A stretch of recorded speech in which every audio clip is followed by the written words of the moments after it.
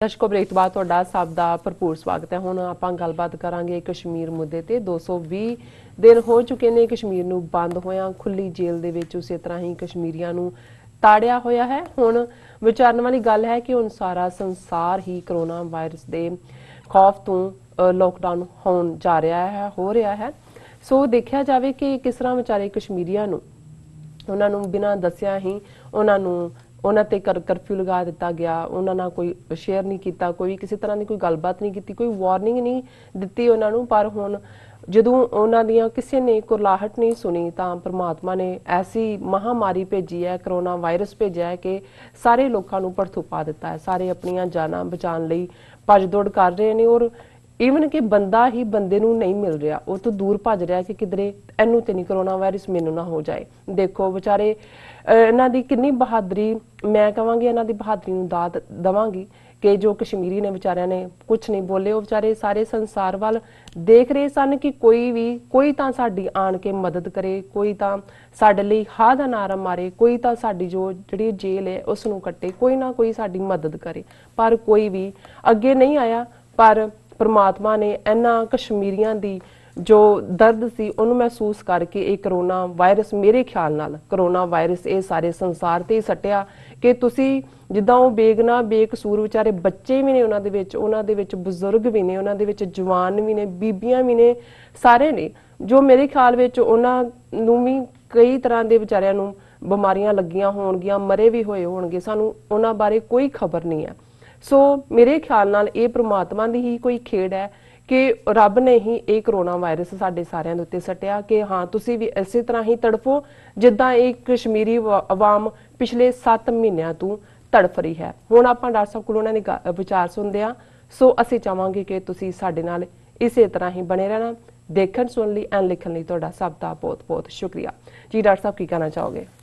देखो मैनू नहीं सी पता कि तुसी इस तरह इस मुद्दे ते सोचते हो जी। बिल्कुल क्यों नहीं डॉक्टर साहब। हालांकि 2-3 कॉलां डिफरेंटली अज ही राजा रजाक ਜਿਹੜੇ पाकिस्तानी अमेरिकन थिंक टैंक के रूए रवान ने उन्हों दे नाल भी गलबात हो रही सी और उस तो पहला भी 2 होर सज्जन क्योंकि उस तो पहला एक दो मेरे साडे अपने वीरां ने पूछा कि जी तुसी रोज़ाना एक सैट लाया हुंदा है लॉकडाउन दे थल्ले भी ये लॉकडाउन की है कि भी हो गया हुण उत्थे इनू खत्म करो इसनू कि भी चल रहा है जो सियासी चलेगी। मैं क्या नहीं, लॉकडाउन की हुंदा है जे मैं तुहानू समझाया तो शायद तुहानू समझ ना आए क्योंकि असी इस सिचुएशन नू समझ ही नहीं सकते जदों तक असी उस चों गुजरदे नहीं कि जदों तुसी लोकां दे मुढ़ले हक खो लैंदे हो।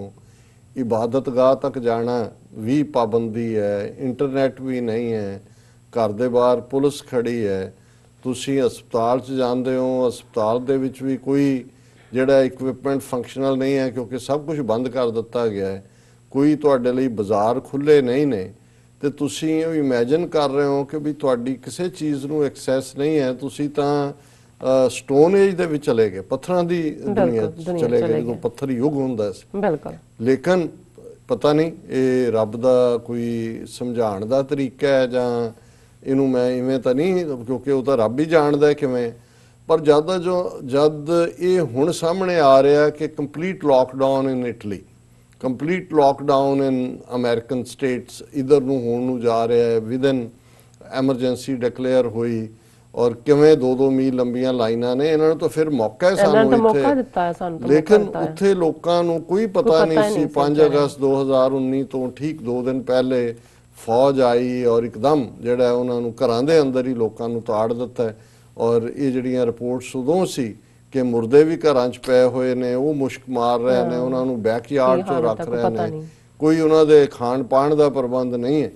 हुण असी तां इत्थे स्टेट ऑफ एमरजेंसी डिक्लेयर होण तो बाद भी देख रहे हैं कि तुहाडे कोल अजे एक्सैस है चीज़ां नूं, अजे इत्थे कोई इंटरनेट बंद नहीं होया। इमेजिन करो जे फोन और सारा कुछ ही बंद हो जाए तो की हालत होएगी। सो मैं समझदा भी कई बार ये जदों असी इंसानी पीड़ की गल करते हैं जरूरी नहीं है और ये भी हर एक रूहानियत यकीन रखण वाले जिहड़े मजहब ने उन्हां दीयां अपणियां इंटरप्रिटेशनस हुंदियां ने ਔਰ ਕਈ ਵਾਰ ਸਾਡੇ ਪੰਜਾਬੀ 'ਚ ਕਹਿੰਦੇ ਨੇ ਕਿ ਭਾਈ ਕਣਕ ਦੇ ਨਾਲ ਘੁਣ ਵੀ ਪਿਸ ਜਾਂਦਾ ਹੈ। ਬਿਲਕੁਲ।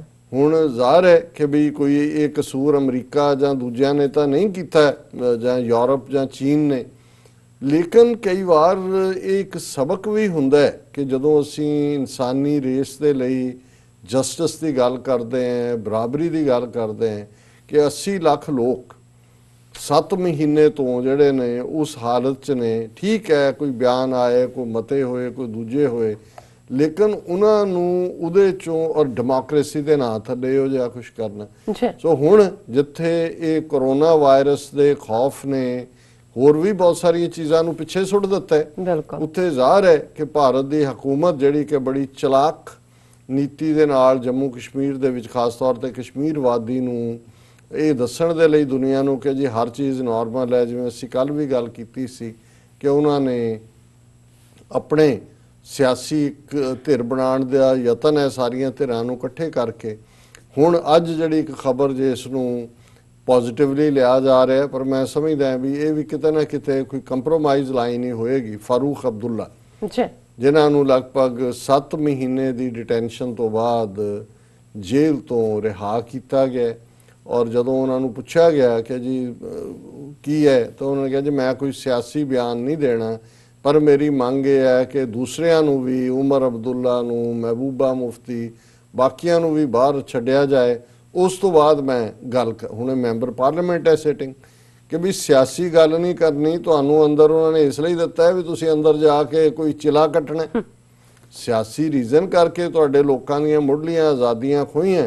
ਸੋ ਇਹਦੇ ਤੋਂ ਮੈਨੂੰ ਇਹ ਕਹਿਣਾ ਹੀ ਉਹਨਾਂ ਦਾ ਸੀ, ਹਾਲਾਂ ਉਹਨਾਂ ਨੇ ਮੀਡੀਆ ਦਾ ਸ਼ੁਕਰੀਆ ਅਦਾ ਕੀਤਾ ਹੈ ਕਿ ਜੀ ਤੁਸੀਂ ਬਹੁਤ ਸਾਥ ਦਿੱਤਾ ਹੈ, ਤੁਸੀਂ ਪੀੜ ਦੱਸੀ ਦੂਜਾ, ਪਰ ਇਹ ਲਫ਼ਜ਼ ਜਿਹੜੇ ਨੇ ਮੈਨੂੰ ਕਿ ਭਾਈ ਉਹਨਾਂ ਦਾ ਇਹ ਕਹਿਣਾ ਕਿ ਜੀ ਮੈਂ ਕੋਈ ਸਿਆਸੀ ਬਿਆਨ ਨਹੀਂ ਦੇਣਾ ਜਦੋਂ ਤੱਕ ਬਾਕੀਆਂ ਨੂੰ ਨਹੀਂ ਛੱਡਿਆ ਜਾਂਦਾ, ਇਹ ਮੈਨੂੰ ਲੱਗਦਾ ਵੀ ਜਿਹੜੀ ਉਹਨਾਂ ਨੇ ਇੱਕ ਸਿਆਸੀ ਧਿਰ ਫਲੋਟ ਕਰਕੇ ਵਿੱਚ ਛੱਡੀ ਔਰ ਉਹਦੇ 'ਚ ਨੈਸ਼ਨਲ ਕਾਨਫਰੰਸ ਔਰ ਕਾਂਗਰਸ ਔਰ PDP ਦੇ ਵੀ ਬੰਦੇ ਜਿਹੜੇ ਨੇ ਉਹਨਾਂ ਨੇ ਜੁਆਇਨ ਕਰਨਾ ਸ਼ੁਰੂ ਕਰ ਦਿੱਤਾ ਸੀ, ਉਹਨਾਂ ਨੇ ਉਹਨੂੰ ਐਜ਼ ਏ ਥ੍ਰੈਟ ਇਸਤੇਮਾਲ ਕੀਤਾ ਹੈ ਫਾਰੂਕ ਅਬਦੁੱਲਾ ਦੇ ਨੂੰ ਦੱਸਣ ਦੇ ਲਈ ਕਿ ਵੀ ਜੇ ਤੁਸੀਂ ਬਿਲਕੁਲ ਮਾਈਨਸ ਹੋ ਜਾਓਗੇ।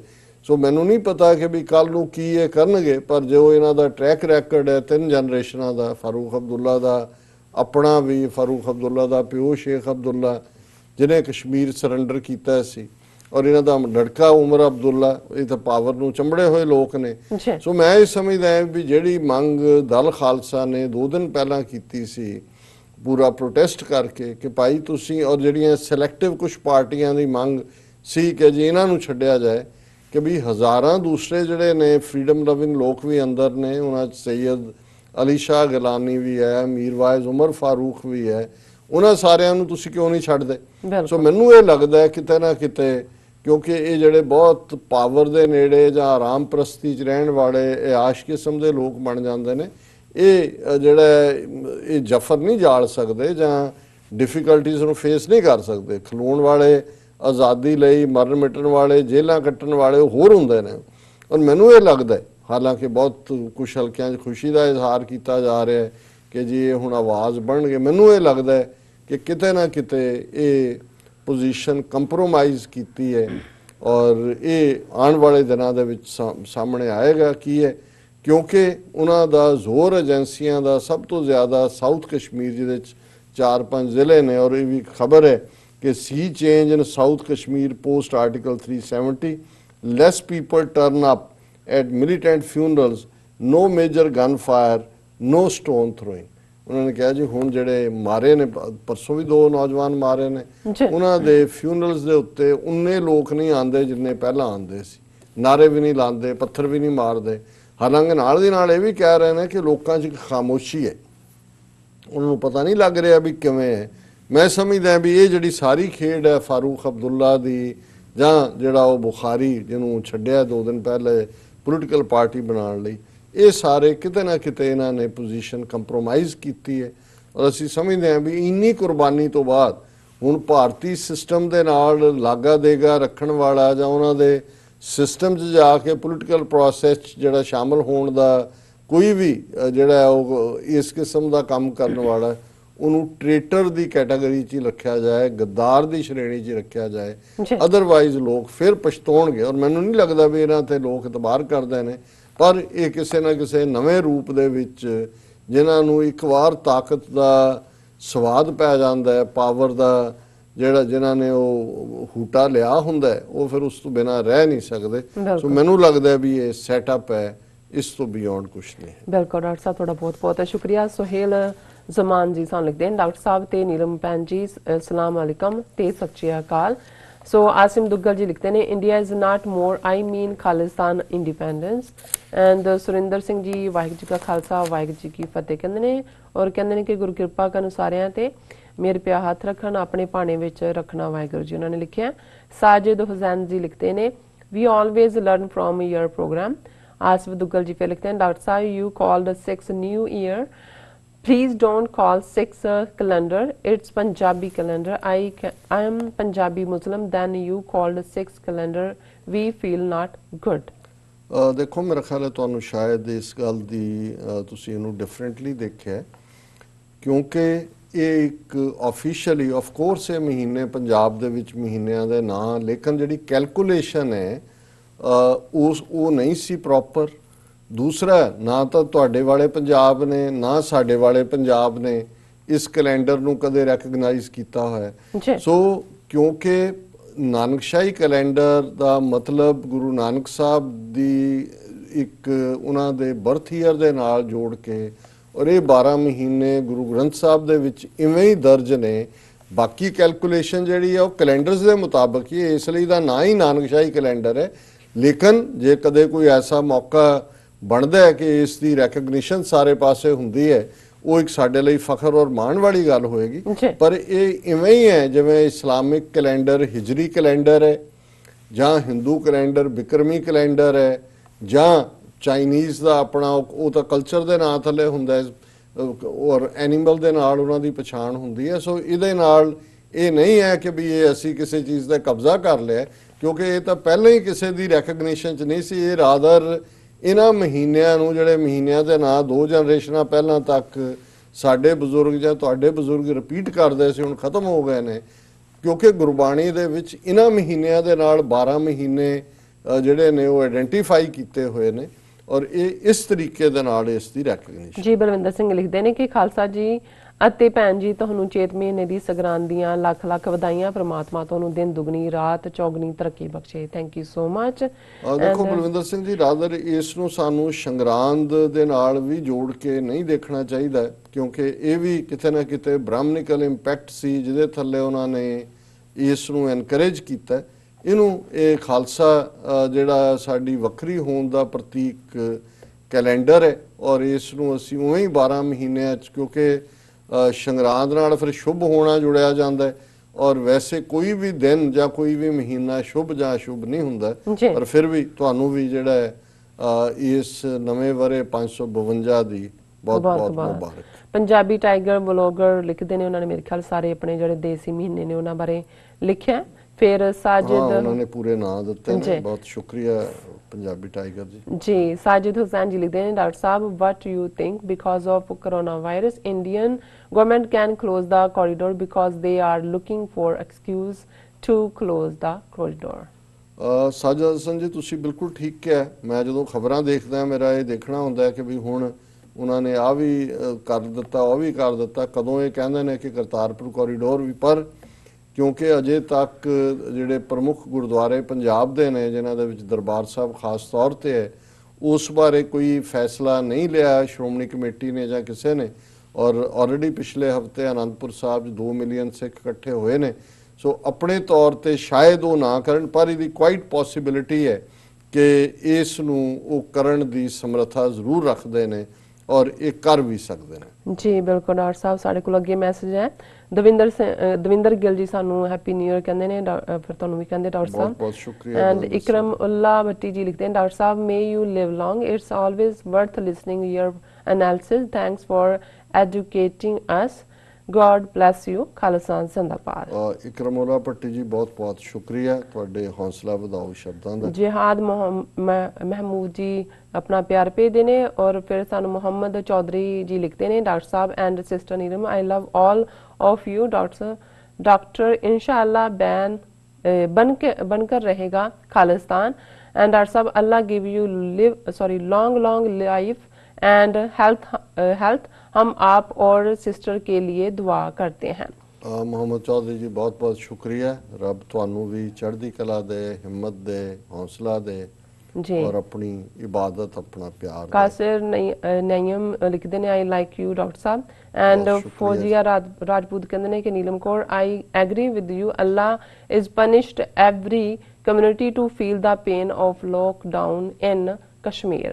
ਤੁਹਾਡੀ ਵੋਟ ਤਾਂ ਆ ਗਈ ਫੌਜੀਆ ਰਾਜਪੂਤ ਜੀ ਬਹੁਤ ਬਹੁਤ ਸ਼ੁਕਰੀਆ। ਬਹੁਤ ਸ਼ੁਕਰੀਆ। ਅਸੀਂ ਸਮਝਦੇ ਹਾਂ ਵੀ ਇਹ ਰੱਬ ਦੀ ਯਾਦ ਦਹਾਨੀ ਵੀ ਹੁੰਦੀ ਹੈ ਕਿ ਤੁਸੀਂ ਜਦੋਂ ਕਿਸੇ ਨੂੰ ਤਕਲੀਫ ਚ ਪਾਉਂਦੇ ਹੋ ਤੇ ਫਿਰ ਰੀਅਲਾਈਜੇਸ਼ਨ ਹੀ ਤਾਂ ਹੁੰਦੀ ਹੈ ਜਦੋਂ ਤੁਸੀਂ ਵੀ ਇਸ ਵਿੱਚੋਂ ਨਿਕਲਦੇ ਜੀ। ਅਰਸ਼ਦ ਰਾਜਾ ਜੀ ਸਾਨੂੰ ਹਮੇਸ਼ਾ ਤਰ੍ਹਾਂ ਲਿਖਦੇ ਨੇ ਕਿ ਖੁਸ਼ ਰਹੋ।